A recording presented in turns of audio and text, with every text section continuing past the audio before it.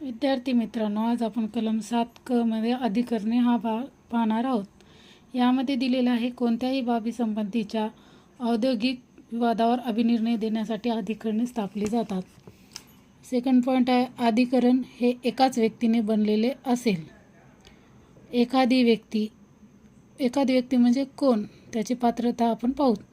ती उच्च न्यायालयाचा न्यायाधीश आहे किंवा होती, किंवा तिने किमान 3 वर्षे इतक्या कालावधीपर्यंत जिल्हा न्यायाधीश किंवा अप्पर जिल्हा न्यायाधीश होती किंवा असल्याशिवाय अधिकरणाची पीठासीन अधिकारी म्हणून नियुक्ती केली जाण्यास अर्ह होणार नाही.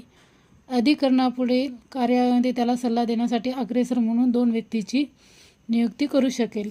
आपण कलम 7 मध्ये अधिकरणे पाहिलेले आहेत. त्याच्यामध्ये सांगितलेलं आहे, कोणत्याही बाबी संबंधीच्या औद्योगिक विवादावर अभिनिर्णय देण्यासाठी अधिकरणे स्थापन केली जातात. अधिकरण हे एकाच व्यक्तीचे बनलेले असतात. आणि एखादी व्यक्ती म्हणजे कोणती, एकतर उच्च न्यायालयाचा न्यायाधीश आहे किंवा होती, किंवा किमान 3 वर्षे इतक्या कालावधीपर्यंत ती जिल्हा न्यायाधीश किंवा अप्पर जिल्हा न्यायाधीश होती. असे असल्याशिवाय अधिकरणाची पीठासीन अधिकारी म्हणून नियुक्ती केली जाण्यास अर्ह होणार नाही. अधिकरणा पुढील कार्यवाहीमध्ये त्या पीठासीन अधिकाऱ्याला आपण 2 व्यक्तीची नियुक्ती करू शकेल असं सांगितलेलं आहे. म्हणजे एक पीठासीन अधिकारी आणि त्याला सल्ला देण्यासाठी अग्रेसर म्हणून 2 व्यक्तीची नियुक्ती अधिकरणामध्ये आपण करू शकतो.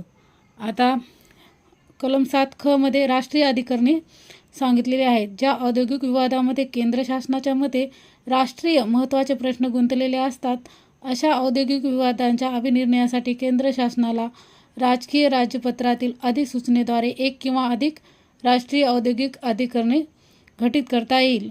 राष्ट्रीय अधिकरण हे केंद्र शासनाने नियुक्त करावयाच्या अशा केवळ एकाच व्यक्तीचे बनलेले असेल. एखादी व्यक्ती म्हणजे कोणती, ती उच्च न्यायालयाचा न्यायाधीश आहे किंवा होती, किंवा केंद्र शासनाच्या अधिकरणापुढील कार्यवाहीमध्ये त्याला सल्ला देण्यासाठी आपण 2 व्यक्तींची नियुक्ती करू शकतो. आता आपल्याला काय सांगितलेलं आहे, 7 मध्ये राष्ट्रीय अधिकरणे म्हणजे ज्या औद्योगिक विवादामध्ये राष्ट्रीय महत्त्वाचे प्रश्न गुंतलेले असतात, तिथे राष्ट्रीय अधिकरणे स्थापन केली जातात.